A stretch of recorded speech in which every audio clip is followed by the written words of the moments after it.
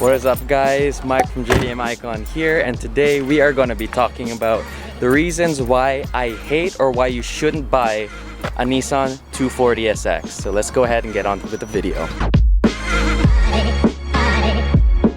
I don't want it to sound like I hate this car. This has been one of my dream cars and bucket list cars that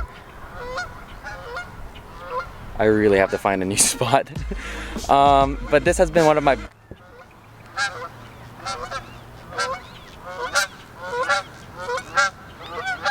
Do they just know I'm filming here?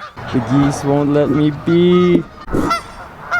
I can't deal with this right now, guys. We're gonna look for a new spot. Canada, man. If it's not snowing, the geese are ruining your video. Alright, so hopefully the geese are gonna leave us alone now. You can still hear them in the distance, but hopefully the camera doesn't pick it up. I don't want you guys to think that I'm talking bad about a 240SX. It has been one of my bucket list and dream cars. I really love this car, but there is no such thing as a perfect car. And in this video, we're gonna be talking about the 5 reasons why you shouldn't buy a 240SX S13. Now, I've done my own research on this car. I have compared this car to the 350Z, so if you want me to make a video about comparing an S13 to a 350Z, let me know down below because I am really down to make that video. Now, I'm sure a lot of you guys know what the S13 is. It is a very iconic Japanese 90s drift car that was used in like toge runs back in the day. It's a super popular chassis for everyone to tune and modify. Although nowadays in 2021, it is really hard to find a clean bone stock or hardly modified example, kind of like this one. Although now that I think about it, this could probably work for the S14 as well, but I have an S13 here, so take everything that I say with a grain of salt if you're considering an S14. Point number 1 is the price. Now, probably 5, 6, 7 years ago, you could pick these up for like 5 grand. They were really cheap. Most of them were unmolested, unmodified, but nowadays in 2021, cars like these are getting rarer and rarer to find. So the prices are going up because as a JDM car enthusiast, if you're watching this, I'm sure you probably want one. But the prices of these cars are like, you can find some for like 6 grand that are kind of like an unfinished project, which needs a lot of work and money to get them running or where you want it. And for an unmodified one, they can be from 10 to 15 to even 20,000 if it's like low mileage and unmolested and just garage kept, which is super rare to find. And to be completely honest, for the price you're paying, let's just say you're spending like 10 grand, 15 grand on one, there are so many cars out there that are honestly better for the money. You don't get a lot of car for the price when you're buying an S13. You're kind of buying it just to have an S13 and because you think the car is really cool. But when it comes down to it, you're not getting a whole lot of car for the money. Here's what I mean. So the S13 came stock in the USDM market with the KA24DE motor. It's a 2.4 liter motor, 4-cylinder, but for 2021, you can buy a 350Z with a 6-speed LSD. All 350Zs come with power windows and door locks.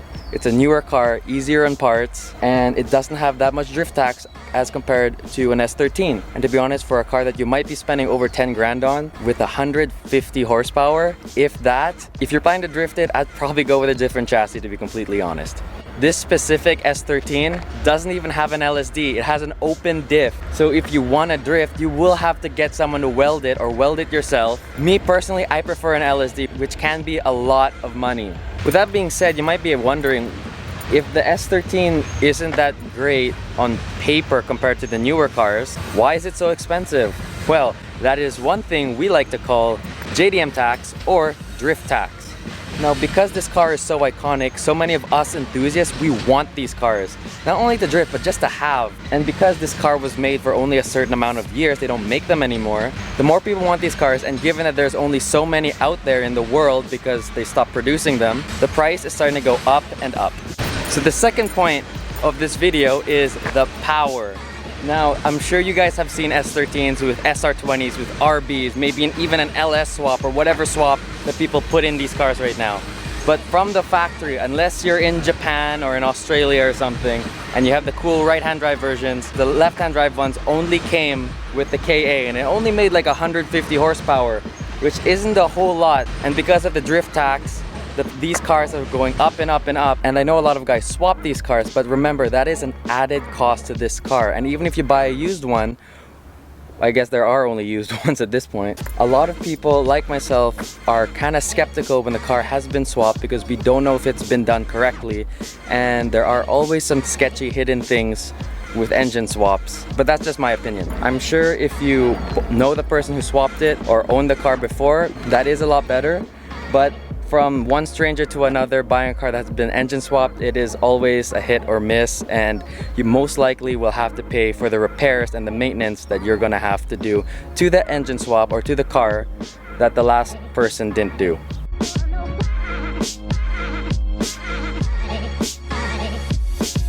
Now, is that necessarily a bad thing? No, it's always fun to drive slow cars fast as opposed to fast cars slow. At the same time, for the money you're spending, you're gonna have to really want this car, because what I'm about to say is gonna bring us into our third point, which is repairs and maintenance. Now, given that it's a car that's almost 30 years old or more than 30 years old, this car does have its issues. Now, I'm not gonna go into this video and explain what are all the issues of this S13, but there are common issues. Now, given the age of the car, a lot of the rubbers are expiring or on its way out. Just being an older car, most of them have higher mileage, and you're gonna have to deal with all those issues if you want this car. Another thing is some of the parts that are for sale for these cars are kind of expensive or getting harder and harder to find. So if you need that OEM part and no one has it, you might have to pay a lot of money to get that part. Everyone is looking for that same part, and it might be a common issue on your S13. Another repair slash maintenance thing that is really common on S13s, aside from like engine, suspension, drivetrain, and so on, is the rust. Now, I'm pretty lucky with this S13 because it's not too bad in terms of rust, although there is still rust. Common things to rust on this car are the rocker panels right here. You can kind of see that this has a little bit of a hole and it's kind of bubbling here. And another thing is the frame rail, which is this piece right here. This one I'm pretty lucky because this piece usually rusts, and the floor. But this car actually for its age is really clean. But everything I pointed out, the bubbling, the holes, will have to be repaired, and that is an extra cost. As opposed to if you bought a 350Z or BRZ, you don't really have to worry about that because it's a newer car and it has more power. Yes, the BRZ has more power than this stock S13.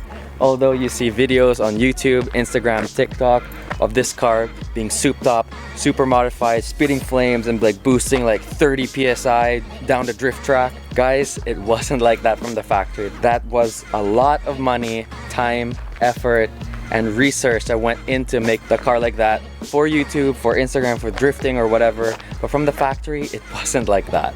And also because this car is an older car, all of them have probably had abusive relationships in the past. It's really hard to find a 30-year-old virgin car like this. The fourth point of this video is gonna have to be the interior. Although I think the interior of the S13 is actually pretty cool, it's most likely because it's an S13 and everyone else on the internet thinks it's a cool car. But to be completely honest with you, now this point is mainly for the daily driver, the people that want to buy an S13 and daily it because some person 5 years ago uploaded a video and said that this car is a really cool daily. In my opinion, I would not want to daily this car. Although it is a cool car, I would not want to daily it. Interior is dated. Now mind you, it's a car that is 30 years old, but the interior plastics of these cars, like the vents here and here, this one especially, the defrost, they are known to get really brittle and crack because this car is usually parked outside in the sun, and the sun just bakes the plastic, makes it really fragile. And when you want to try and take it out or even touch it, use it, lots of these just crack and break. It's just terrible to use every day, which is why I have this little mat here that I put on the dashboard, kind of like this, to protect all the plastics and the dashboard. And I also wrap the car in a car cover, just like you saw earlier in this video, to protect the whole car and the interior from sun damage and the plastics from cracking. So with that being said, if you're living in a place that you're always constantly in traffic and it's really sunny, I would not recommend this car because the longer you're in traffic, the longer that it's parked outside, the higher the risk of it damaging the plastics and even the dashboard. The dashboard is a huge thing because the dashboards of these cars are really limited, and I don't think anyone else makes dashboards like these. For the S13 alone, going for $1,200, $1,500. And I've heard from a fellow S chassis owner, the S14s, some people even asking like $4 grand for a dashboard, for a black, uncracked, mint condition dashboard. It is something to consider if you are looking to buy this car or interested in S chassis, because although this car is really cool, I would highly recommend this car as like a Sunday car or a car that you use once in a while. You don't want to have your daily have this many issues, especially dashboards and plastic pieces cracking. It is really hard to come by. It is for where I live anyways, because S chassis are rusting away. That's something to consider. Oh geez, it is so hot in this car. Whew. Oh man. On to our fifth and final point is the technology of this car. Now again, this is kind of towards the people who want to daily drive this and drive this car more often. Although it is really cool to own a car from the 90s because it's a blast from the past and it makes us feel cool that we have one of them icons that they had in the 90s. Overall, the technology wasn't really that great. Like, this car is from 93, and if you work on your car, you probably know what OBD is. This is OBD 1, not 2. Your car right now probably has OBD 2. But OBD 1, when the check engine light comes on, it just says like misfire. It doesn't even tell you what cylinder. You have to diagnose it yourself. It hardly tells you any information, which makes it even harder to fix these cars. A good thing is these cars are pretty simple to work on, but still that's something to consider. And also, if you live in somewhere where you're always in the car, in traffic, this car, the AC is broken, which is another thing going back to maintenance and repairs. It's broken, it's a 30-year-old car. All right, because there's a train outside again, we're gonna continue the video inside the car. And because this car is known to have a lot of issues, that is also something to consider when buying a 240SX. You gotta check pretty much everything that can possibly go wrong with this car. Although it is so much fun to own your favorite 90s JDM car, it is not fun to have your favorite 90s JDM car break down on the side of the road and you need to call a tow truck because your car doesn't run, doesn't start, or stopped running. I've heard stories that people are just driving and the car just dies. It sometimes happens to this S13, to be completely honest. When I picked it up, I was driving the car and I would just be in traffic and the car just dies. I'm like, oh no. But these are all things you have to consider and deal with when you own an S chassis. Like, if you're not mechanically inclined or you don't work on your own cars, I would highly recommend being best friends with your mechanic. You're gonna be seeing him a whole lot. Now that's not just for S13s. That can be for any 90s car, RX-7s, Skylines, Supras, anything. These 90s cars need a lot of attention and a lot of work. I respect all the guys that spend the money and time working on these cars, keeping these cars alive, because to be honest, they should have been dead a long time ago. If it wasn't for us, probably these cars wouldn't be around right now. If you want one or have one, huge props to you, because I know how hard it can be and how hard it is owning one of these cars, especially if you modify it and you want to make like 5, 6, 7, 800 horsepower out of your SR and drift it and make huge smoke clouds and make all the guys think that you're super cool in your S13. Although that is really cool, that is also a lot of money. It's a lot more work owning your favorite 90s shit box like this. But if you guys do it, huge props to you, because you'll have a lot of fun in this car and you'll love every second of driving it when it does start and run. But anyways, I hope you guys enjoyed this video. If you guys want to check out more videos on the S13 or my 350Z or our 2 Evo 10s on the channel, subscribe and check out more videos on YouTube, because we upload twice a week and we're pumping out more content. There's a lot more things coming. And if you guys don't have time to check out the YouTube channel, check out our Instagram at JDM Icon, where we post like 3-4 times a day on updates, our brand, our merch, and the coolest 90s photos that you guys have probably ever seen on Instagram. Definitely check that out, you won't regret it. But I hope you guys enjoyed this video, and if you did, remember to leave a like, subscribe, and I'll catch you guys in the next video. Peace.